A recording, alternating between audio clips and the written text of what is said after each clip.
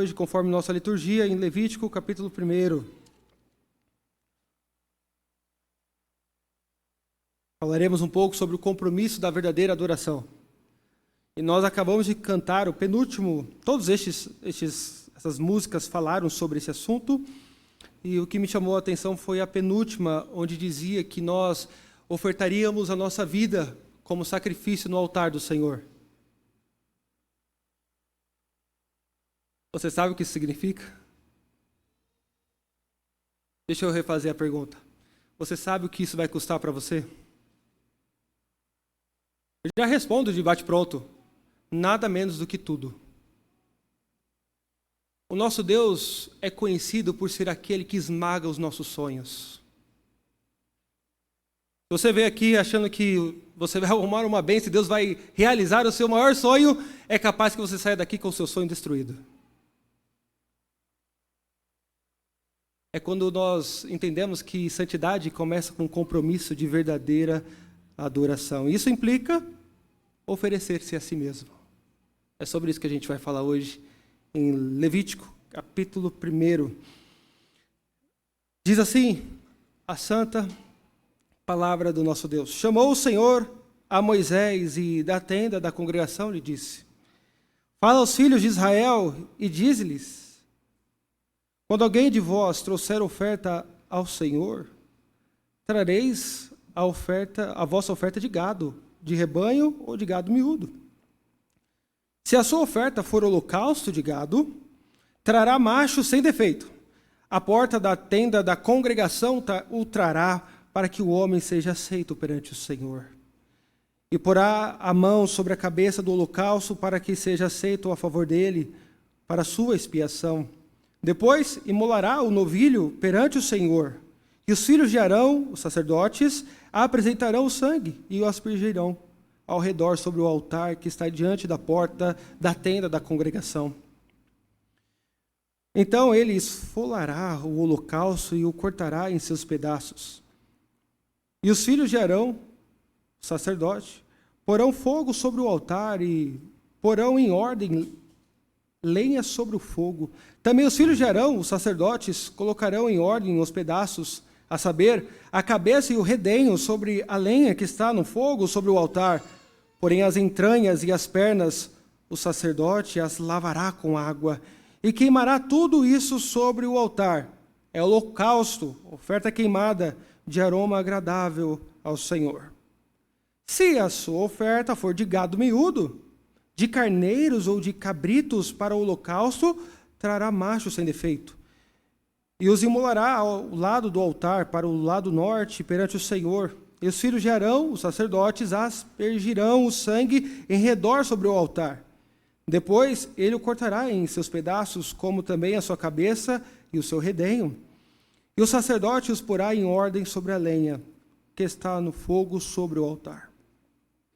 Porém as entranhas e as pernas serão lavadas com água, e o sacerdote oferecerá tudo isso, e o queimará sobre o altar. É holocausto, oferta queimada, de aroma agradável ao Senhor.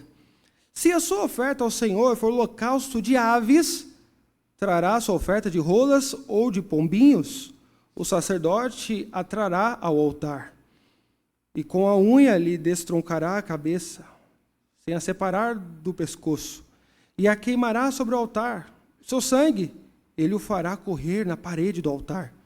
Tirará o papo com suas penas e o lançará junto ao altar, para o lado oriental, no lugar da cinza. Rasgá-la-á pelas asas, porém não a partirá. O sacerdote a queimará sobre o altar, em cima da lenha que está no fogo. É o holocausto, oferta queimada de aroma agradável ao Senhor. Vamos orar. Santo Deus, graças te damos, porque é um privilégio para nós estarmos na tua casa. E agora, suplicamos-te que o Senhor nos prepare, iluminando a nossa mente, a fim de que compreendamos a tua palavra. É em nome de Jesus que nós oramos. Amém. O que você quer ganhar de aniversário? É uma pergunta muito comum em ambientes familiares ou até mesmo de amigos. Quando você pergunta isso para uma criança, é muito fácil. Normalmente as crianças querem o quê? Videogame, celular, computador, talvez. É fácil quando lida-se com crianças, mas e quando o presente é para um chefe? Que normalmente tem mais dinheiro que você. O que você pode dar que aquele homem já não tenha? Ou melhor, e quando o presente é para uma mãe ou para um pai? A pergunta que a gente faz normalmente é: será que o presente que eu devo dar deve ser algo simbólico ou deve ser algo caro? Ou as duas coisas? É difícil. Tentar agradar determinadas pessoas é muito difícil quando o assunto é presente. Irmãos, e como adoradores que somos, devemos fazer e ter essa mesma preocupação quando o assunto é ofertas ao Senhor. O que o Senhor requer de nós? Como Ele requer? Deus não é como o seu pai, turrão, que fala, não preciso de nada, nem comemora o meu aniversário, está tudo certo, vocês são meu presente. E você fica, mas pai, eu quero te dar um presente. Não, o Senhor deixa muito claro o que Ele quer na sua palavra. E nós, como adoradores do Deus verdadeiro, devemos nos atentar para isso. E Levítico, capítulo 1, vai nos ensinar que a primeira coisa que Deus requer dos seus adoradores é compromisso. É você dizer, como nós acabamos de cantar, eu ofereço não menos do que minha vida toda a Ti, Senhor. Isso é muito sério. Deus não se contenta apenas com os seus domingos, das 6 às 8. Não. Deus não se contenta apenas com o seu vocabulário. Às vezes você fala, olha, eu não vou à igreja, mas não falo palavrão. Não. Deus requer tudo de você. É isso que nós vamos ver hoje. Irmãos, o livro de Levítico é muito importante. É muito importante. Às vezes nós ficamos, conforme a nossa leitura, você fala assim, será que o pastor Daniel leu certo? Ele leu um livro da Bíblia ou um manual de açougueiro? Porque corta para lá, separa pedaço para lá, queima, é tripa, é carne, é sangue. O que está acontecendo? Isso aqui, para que existe isso na Bíblia? E lembre-se, nós estamos no 3º livro da palavra de Deus. Aqui o povo de Deus está no jardim da infância da revelação. Então Deus quer ensinar ao povo que Ele é santo e que eles são pecadores. E que sem sangue não haveria como eu e você termos acesso a Deus. Então, para que precisa muito dessas imagens e símbolos? Para ensinar pessoas leigas como eu e você, quando o assunto é coisas de Deus. É lindo como começa o texto. O verso 1 diz assim, chamou o Senhor a Moisés. Para quem leu a Bíblia do começo ao fim, você deve estar lembrado que Deus expulsou o homem e a mulher do paraíso, por conta do pecado. É como se Deus dissesse, vocês não podem mais morar comigo, porque a minha presença é santa e vocês são pecadores, então apartai-vos de mim. E assim foi Adão e Eva, os nossos primeiros pais. Mas em Levítico é algo extremamente interessante. Deus não expulsa Moisés, pelo contrário, Deus chama Moisés, Deus chama o povo e diz, vocês não podem vir até mim ainda, mas eu vou morar com vocês. Mas o fato de eu morar com vocês não muda a realidade de que eu sou santo e vocês são pecadores. Portanto, eu vou ensinar a vocês como se comportar na minha presença. Eu vou mostrar que todo pecado deve ser julgado. Eu não passo a mão na cabeça de ninguém, porque sem sangue não poderá ter remissão. E o livro de Levítico é exatamente isso. É um manual de como que a igreja do Antigo Testamento se organizava nesses símbolos que apontavam para a nossa pecaminosidade, a santidade de Deus e a necessidade de um Salvador. E o primeiro passo que os israelitas deveriam entender é a respeito do compromisso que a adoração e a santidade exigia. Aqui nós temos diante de nós a oferta de holocausto. Oferta de holocausto. O que significa a palavra holocausto? Não sei se você já bebeu aquela bebida bem gelada chamada soda cáustica. Já bebeu? Pelo amor de Deus, Deus me livre, né? Certa vez eu fui trabalhar numa avícola e estava um pote, eu tinha que lavar ao final do expediente, e tinha um pote escrito assim, sabão. O que você pensa que tem dentro? Sabão? E quando eu peguei e comecei a limpar as coisas lá, minha mão começou a queimar. O chinês falou, não, para. Isso é soda cáustica, isso queima. Pois é, dali em diante eu aprendi o que é soda cáustica, eu não conhecia. A palavra cáustica vem da palavra grega cáusticos, significa queimar. Olos significa tudo. Então, quando a gente fala, por exemplo, tratamento holístico, a ideia de tratamento do homem como um todo, por exemplo. Então, quando a gente lê essa palavra, holocausto é oferta queimada completamente. E isso simboliza o compromisso do adorador israelita em reconhecer que ele é de Deus, que tudo que ele tem pertence ao Senhor. É uma das poucas ofertas onde o sacerdote não fica com quase nada, fica somente com o couro do animal, tudo ali é queimado, eles não podem fazer churrasco com a carne, porque é um símbolo de dedicação, de compromisso. Senhor, todas as áreas da minha vida te pertencem. Está vendo? É o jardim da infância, da igreja. Para você aprender mais sobre santidade, eu encorajo você a estudar o livro de Levítico, porque tem muitos símbolos e dá para a gente aprender muito com este livro. Portanto, irmãos, o livro de Levítico começa nos ensinando que a adoração a Deus, uma vida de santidade, começa com o coração inteiramente dedicado a Deus. Você se desfaz voluntariamente de suas posses, muitas vezes, de suas ambições, de seus sonhos, para dedicar-se ao Senhor. A primeira palavra divina, portanto, no livro do Levítico, lá no tabernáculo, na igreja do Antigo Testamento, é que para você ser parte do povo de Deus, você tem que se entregar totalmente. E a pergunta que essa passagem vai nos fazer ao longo da exposição é a seguinte, eu quero que você grave essa pergunta. Você já se entregou ao Senhor? Ah, Daniel, na minha agenda está lá, igreja aos domingos. Não é isso que eu perguntei. Reflita sinceramente, não precisa responder a mim.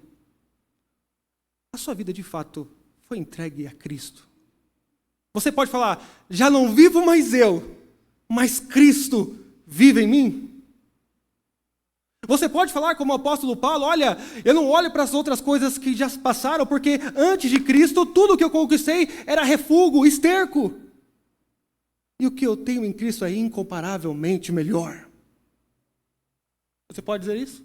Você pode dizer como o apóstolo Pedro disse a Jesus, e ele não foi repreendido pelo mestre. Ou seja, quando ele disse essas palavras, ele disse a verdade. Ele disse o seguinte, lá em Marcos 10, 28, eis que nós tudo deixamos e te seguimos. É sobre isso que eu gostaria de falar com você nesta noite. O compromisso da verdadeira adoração. Como que a gente pode entender se de fato nós entregamos não um dia da semana, não dois, não o tipo de vestimenta que a gente usa, mas a vida para o nosso mestre. E aqui nós temos algumas dicas. Primeiro, a oferta de holocausto, que simbolizava a entrega da vida como um todo a Deus, era uma oferta que deveria ser custosa. Isso é importante. Veja comigo, os versos 3, 10 e 14, você vai ver os tipos de animais. Mas a gente poderia classificar entre dois tipos, basicamente. Gado e aves. Você vai ver aí, principalmente no verso 3 e 14. Se a tua oferta for holocausto de gado, trará macho sem defeito, a porta da congregação trará para que o homem seja aceito perante o Senhor. Verso 14. Se a sua oferta ao Senhor for holocausto de aves, trará a sua oferta de rolas ou de pombinhos. Gado e aves. Por que o livro de Levítico às vezes é difícil para mim e para você? É porque nós não estamos na cultura de Moisés. Lembre-se que Moisés viveu em torno de 1.500 anos antes de Cristo. Então nós temos aí de distância cultural 3.500 anos. Então essas informações para o israelita daquela época eram fáceis, era o beabá. Então é importante que nós entendamos o contexto cultural da época. E quando a gente lê essa passagem, nós vemos, por exemplo, que a classificação desses dois animais é uma classificação de animais domésticos. O que isso significa? Que animais domésticos têm um valor especial para o seu dono. Imagine Um israelita cuidando de um boi, de um novilho, depois de um boi, do seu gado, até ele ficar grande, robusto, forte, ele pega amor àquele animal. Ou você acha que é impossível pegar amor aos animais? Quem aqui tem gato, cachorro, sabe disso. Você pega, dá nome. Alguns chamam até de filho, não é verdade? Aí você deu nome ao boi. Imagine você, o meu melhor boi, o nome dele vai ser, não sei, Valente. Aí você dá bom dia para o Valente. Você brinca com o Valente. Mas chega o dia do holocausto. Já pensou? O peso do israelita. Falou, mas meus filhos cresceram com o Valente. Tem que ser o melhor. Tem que ser o Valente. A lição é muito clara. A nossa oferta diante do Senhor deveria ser algo que nos custasse. Você não vai ver um israelita trazendo um jacaré para o tabernáculo para ser sacrificado. Já pensou? Por quê? Porque animal selvagem viria contra a sua vontade. Não seria legal. Viria contra a vontade, não ia querer morrer. Agora, um animal doméstico, para aqueles que criam cachorro, gato, papagaio, essas coisas, animais domésticos confiam no seu dono.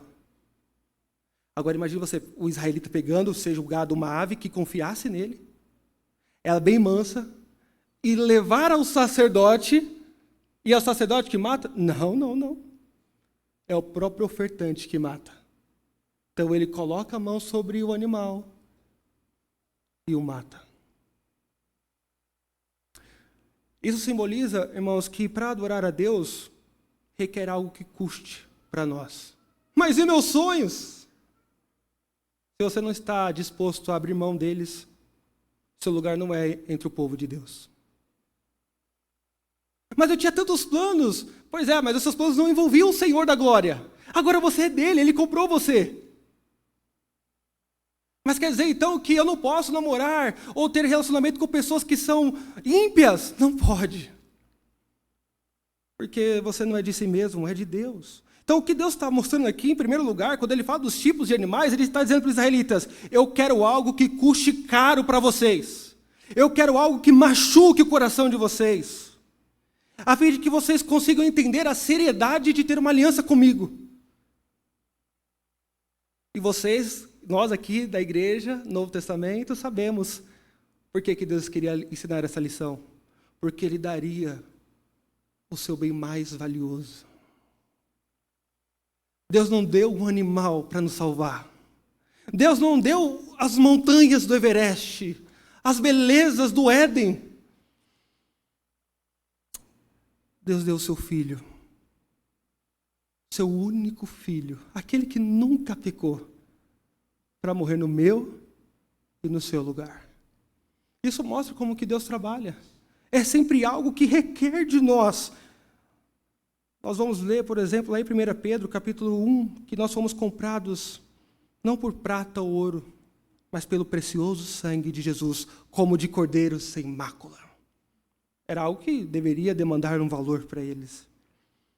Segundo, ainda sobre a oferta ser custosa. Eu quero que vocês vejam, o verso de número 3 vai falar de gado e o verso 14 de aves. Mas ambas as classificações você vai ter subclassificações. Por exemplo, o verso de número 5 e o verso de número 10 vai dizer que entre as ofertas de gado, o israelita poderia trazer novilho, carneiro e cabrito. Você pode riscar na sua Bíblia essas palavras. Do mesmo modo, no verso 14, na categoria aves, o israelita poderia trazer rolas ou pombinhos. O que essa variedade quer comunicar para nós? E para o israelita da época e para nós? A ideia era que Deus permitia que houvesse uma variação de valores na oferta. Aquele que tinha a oportunidade de dar um novilho, que desse o novilho. Mas eu não tenho, eu tenho um carneiro. É o seu melhor? Então eu vou aceitar. É o cabrito que você tem? Eu vou aceitar. A mesma coisa com as rolinhas e os pombinhos. O que você tem de melhor? Esse é o ponto. Por isso que há classes de animais. E isso confunde a nossa cabeça. A ideia é uma só. Todos são chamados a adorar o nosso Deus, mas sempre trazendo alguma coisa. Adorador não vem de uma banana. Quando nós estamos aqui com o nosso tempo, é integralmente com o nosso tempo. Quando nós estamos separando os nossos dízimos e ofertas, qual é o melhor que você pode dar a Deus? É isso que Ele quer. Irmãos, deixa eu tentar ilustrar para você. Sábado, uma suposição. Um pai pega um filho e fala: filho, eu vou te levar para sair. Nós vamos ao parque. Então pode ser esse aqui, o de Itaquera mesmo. O pai está com dinheiro, vou levar você ao parque. Tudo certo? Então beleza. E no parque ele fala: pai, posso ir naquele? Pode, estou com dinheiro. Mas pai, é muito caro aquilo. Pode comprar, sou seu pai. E vai comprando coisas e coisas e coisas, brinquedos e mais brinquedos. Ele tem um sábado extremamente prazeroso com seu pai. Outro dia é culto. É o momento dos louvores. É a hora do dízimo e da oferta. E ele cutuca e fala: filho, eu não tenho nada, você tem alguma moeda? Com isso, o que ele está ensinando para o filho dele? Que os prazeres e o divertimento vêm antes do Senhor. É diferente de pais que ensinam seus filhos que mesmo com mesada, fala: filho, quanto que é a sua mesada? R$10. Você separou seu R$1? É um símbolo de que tudo é de Deus. E você reconhece e devolve. Essa é a ideia. A oferta que é proporcional à nossa capacidade econômica é um princípio para os cristãos. 1 Coríntios 16, verso 2. 2 Coríntios 8, 12. É interessante que Deus nunca, na Bíblia, jamais, nem no Antigo nem no Novo, pediu aos seus adoradores algo que eles não tivessem. O que Deus requer de nós é aquilo que nós temos. Isso é muito importante. Então, irmãos, isso é com dinheiro, com a vida, com o tempo, com tudo. Sigamos o exemplo do rei Davi. Certa vez, Davi estava preparado para oferecer holocausto. Essa oferta aqui ao Senhor. Ele ia queimar muitos bois. E ele chega para uma eira de um rapaz chamado Araúna. E ele fala: eu quero essa propriedade, quanto custa? E Araúna diz: não, meu senhor, tu és o rei. Toda a minha propriedade é tua. Fique com ela. Jamais que eu vou cobrar de um rei. Ao passo que Davi responde no segundo livro de Samuel, capítulo 24, verso 24. Olha o que Davi responde: não oferecerei ao Senhor, meu Deus, holocaustos que não me custem nada. Você lembra da viúva? Aquela que depositou uma moeda? E Jesus falou: esta sim. Porque os outros deram do que sobrava. Ela, porém, deu tudo. A pergunta que nós deveríamos fazer: você tem se entregado ao Senhor? Ou Deus tem ficado com aquilo que sobra? Do seu tempo, dos seus recursos e tudo mais. É isso que nós aprendemos. Aquele que entregou o seu filho, tudo o que tinha por nós, o que ele merece? Mas em segundo lugar, além da oferta ser custosa, nós vamos ver nos versos 3 e 10, que quando Deus pede os holocaustos, Ele queria também uma oferta perfeita. Então, além de ser uma oferta custosa, a oferta deveria ser perfeita. Nós lemos aí macho sem defeito, nos versos 3 e 10. O que isso significa? Por que tem que ser macho? Porque normalmente na cultura agrária, o macho normalmente é o mais sacrificável, porque obviamente ele não reproduz. Então até aí era confortável para o israelita. Falou: opa, pelo menos não é uma fêmea, é um macho. Mas quando Deus diz que é sem defeito, aí é o problema. O macho sem defeito é a ideia do macho inteiro, sem doença, com uma genética boa. E se você é um bom fazendeiro, o que você faz? Olha, eu tenho 80% de gado ruim, com a genética fraca, com defeito. Mas agora apareceu um com uma genética boa. Eu vou preservar esse, cuidar melhor deste para multiplicar o meu rebanho. O problema é que Deus olha e fala: eu quero este. Eu quero o melhor. Vamos pensar o seguinte. Maridos, me acompanhem no raciocínio. Esposas, escutem. Vamos supor que você está trabalhando, você é um cara ocupado, eu sei, e você esqueceu daquele bendito dia, o aniversário de casamento. Acontece, você esqueceu. E você lembrou-se no trânsito da volta para casa, pegando aquela radial leste. E você está subindo e falou, meu Deus, o que eu vou comprar agora? A maioria das coisas, por vezes, poderia estar fechada. No meu caso, a Flávia gosta muito de Cacau Show, e Cacau Show fecha às 6 horas. Então, suponhamos que seria 7 horas da noite, e fala, meu Deus, e agora? O que eu vou fazer da minha vida? Aí você vê um ambulante no trânsito, isso aqui é comum em São Paulo, vendendo rosa. Vocês já viram isso? Rosa, romântico. Mas aquela rosa ficou no sol o dia todo. Ela está até caída já, murcha. E melhor, está com o cheiro do suor do vendedor, que assegurou durante o dia todo. E você fala, olha, é melhor do que nada, o que vale é a intenção. Aí você chega para sua esposa e fala, olha, eis uma rosa para outra rosa. Mesmo que sua esposa não seja apegada a quantias, e normalmente as irmãs crentes não são, ser o presente caro ou não, isso não está em jogo, a questão é, você não pensou no nosso dia. Você poderia ter feito melhor e não fez. O ponto, quando Deus pede animal sem defeito, é que Ele está dizendo, eu não me contento com menos que o seu melhor. A pergunta é, será que nós temos oferecido o nosso melhor para Deus? Vamos começar. Leitura da palavra. Como que está a sua vida? Por que é importante ler a palavra de Deus, Daniel? Porque Deus nos fala por meio da palavra. Não espere sonhos. E se você tiver, a Bíblia diz que é para você encarar sonho como sonho. Então, digamos, vamos lá. Como que está a sua leitura da Bíblia? Vida de oração. Quando você está na igreja, você está 100% mesmo? Ou o dedo começa a coçar para o WhatsApp? Jogo de futebol? Será que o seu casamento você já ofereceu ao Senhor? Maridos, vocês são pastores dos seus lares? Vocês têm pregado a palavra de Deus para sua esposa e para os seus filhos? Ou vocês esperam que o pastor faça isso por vocês? A maior influência que a família tem é o patriarca do lar. Se os seus filhos e sua esposa não verem você um homem de Deus, a sua casa será sempre fraca. Esposas, vocês têm dado o seu melhor para incentivar o seu marido? Eles precisam. No dia que ele estiver com preguiça de ler a Bíblia, fala, amor, é que você explica tão bem.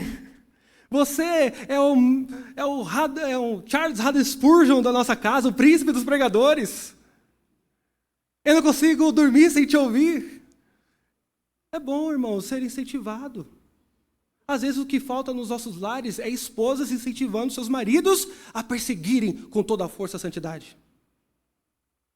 Filhos, vocês têm honrado o pai de vocês? Deixa eu contar uma coisa para vocês. Crianças, me olhem, adolescentes. Deus não tem medo nenhum de mandar crianças e adolescentes para o inferno. Só os que serão salvos são aqueles que foram lavados pelo sangue de Jesus. Não é a sua presença aqui na igreja que vai te garantir alguma coisa. Se você não se converter, se você não entender que a maior evidência de uma pessoa salva não é falar, eu gosto de Jesus, Jesus não precisa da sua admiração. A maior evidência que você foi salvo e está a caminho do céu é se sua vida é transformada. A evidência? Há o fruto do Espírito? Há domínio próprio, mansidão? Não, eu sou membro que minha mãe é da igreja, isso vai me garantir alguma coisa. Não vai. A mulher de Ló ficou muitos anos com aquele homem piedoso, crente, e isso não adiantou em nada. Tanto é que Jesus fala, lembrai-vos da mulher de Ló. É a única mulher que Jesus fala isso. Jesus não fala, lembrai-vos de Rebeca, de Sara, de Raabe. Lembrai-vos da mulher de Ló. Aquela que teve acesso à religião verdadeira no mundo antigo, não era como hoje, onde a cada esquina tem uma igreja, e às vezes a igreja é séria, tá? Não é só a igreja presbiteriana que é a verdadeira, pelo amor de Deus, não pense isso. Mas na época de Ló, era só uma família que tinha religião verdadeira.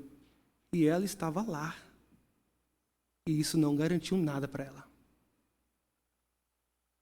Filhos, vocês já tiveram um encontro com Jesus? Não se escore na fé dos seus pais para sempre. Quando você chega à idade da razão, a responsabilidade é sua. E por fim, meus irmãos, em último lugar, além da oferta ser algo custoso para o ofertante e algo que deveria ser perfeito, ou seja, íntegro, não por partes, a oferta deveria ser totalmente consagrada ao Senhor. Nós vamos ver no verso de número 3, por exemplo, que Deus fala que o holocausto deveria ser trazido à porta da congregação. Deus está dizendo, eu quero que vocês façam as coisas diante de mim, mas Deus não está em todos os lugares? Essa é a forma didática de Deus trabalhar conosco. Ele está dizendo, eu quero que vocês criem uma atmosfera de reverência. Eu vou me fazer presente no meio de vós. Eu quero que as coisas aconteçam da forma que eu ordenei, no lugar que eu ordenei. Não há espaço para religião individualista. Lembra-me de Lutero. Perguntaram para Lutero, o que é uma religião individualista? Ao passo que o grande reformador alemão respondeu, é o homem criando meios próprios para ir ao inferno. Isso é religião individualista. Deus está dizendo, vocês vão me adorar no coletivo. Tragam para mim a porta da congregação. É aonde eu mandar. E há alguns ritos que nós vemos que acontecem. Verso 4 diz que o israelita deveria chegar com seu animal, lembra, o animal doméstico que ele cuidou, deu amor, e colocar a mão sobre a cabeça dele. Era um sinal de transferência de culpa. A ideia era eu que era para estar aqui, morrendo pelos meus pecados. Mas eu coloco a mão sobre você, porque é você que vai pagar a minha culpa. Depois, o próprio israelita deveria, conforme o verso 5, imolar o novilho. A pergunta é, por que não deixou para o seminarista fazer isso? Deixa o seminarista, o presbítero, para o diácono normalmente, ou para o pastor, vai. Porque a pessoa deveria trazer um animal, colocar a mão e matar, sujar-se de sangue, para que aquela mensagem fosse vívida, o cheiro. Não sei, acho que normalmente nós, que somos da capital, como que nós encontramos o frango? Congelado. E a carne, por vezes, também. Agora, os irmãos que já viveram na roça, sabem como que a morte de um animal não é algo bonito. É algo extremamente fedido, horripilante para nós. Tem pessoas aqui, eu acho que, eu calculo que 80% daqui, se visse alguém matar um frango, não comeria o frango. Não é? Porque elas, não, sangue, pelo amor de Deus, pois é. É o mesmo frango do supermercado. Mas por que Deus queria que o israelita visse tudo aquilo? Para ver o preço do pecado. Qual que é o salário do pecado, meus irmãos? A morte. Sangue. Deus está dizendo, eu não deixo barato o pecado. Quando eu digo que vocês vão morrer, é porque vocês vão morrer. É preciso ter derramamento de sangue, porque sem derramamento de sangue, não há remissão. Vocês vão matar, vocês vão esfolar, vão sentir o cheiro da carne, do sangue. Vão ver com tristeza um animal doméstico sendo morto. E depois, vocês vão entregar ao sacerdote. E ele vai queimar tudo. Porque tudo que vocês estão fazendo é para mim. Isso é importante. Esquece esse negócio de, meu problema, pastor, é uma coisa só. Eu preciso me perdoar. Não, querido, você não precisa se perdoar, não. Deus precisa te perdoar. Você é um pecador mesmo. Quem precisa te perdoar é Deus. Por isso que o holocausto tem essa figura de queimar e a fumaça subir. Porque a ideia é o seguinte, o meu problema não é comigo mesmo, o meu problema é com Deus. E se não houver um sacrifício que me substitua, não tem jeito. Não tem jeito. Irmãos, é óbvio, nós entendemos a linguagem de Levítico aqui. Quando nós vemos algo consagrado, algo chocante no sacrifício, nós somos levados à rude cruz do nosso Salvador. Foi ali que ele deu a sua vida por nós. O Rei dos Reis, Senhor dos Senhores, ficou nu para nos vestir de toda a justiça. O Rei dos Reis experimentou as mais terríveis agonias do inferno, para que eu e você tivéssemos o paraíso. O Rei dos Reis viveu uma vida sem pecado, para nos dar a sua justiça. Irmãos, a morte de Cristo foi extremamente cruenta.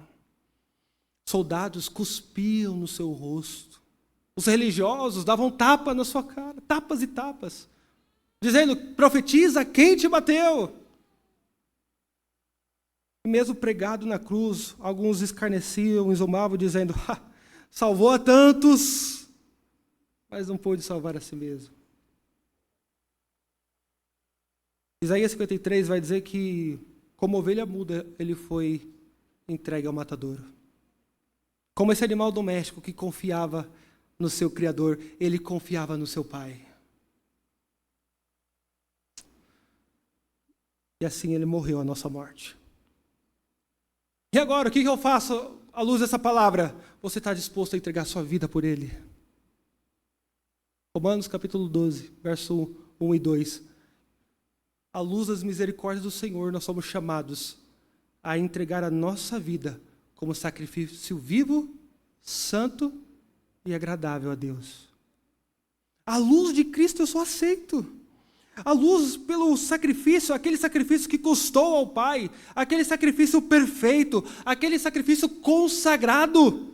É por meio dele que eu posso adentrar e ser aceito e chamar aquele que é santo de Pai, e ele me chamar de filho e viver com ele pelos séculos dos séculos. Amém? Eu tenho que terminar fazendo essa pergunta de novo. Você já se entregou a ele? O que falta? Talvez a sua história seja de uma reconciliação. Talvez o que você precisa hoje é se reconciliar com Deus. E eu gostaria de chamar aqui, não sei se o grupo Resgata Som está fácil aí, para cantar o penúltimo cântico que vocês entoaram, oferta viva e sacrifício. Eu gostaria que você se colocasse de pé, para que você fizesse deste cântico uma resposta ao que nós ouvimos, a fim de que nós tenhamos a nossa vida consagrada inteiramente ao Senhor. Chega de desculpa, o dia da salvação é hoje. Faça desse cântico uma oração a Deus.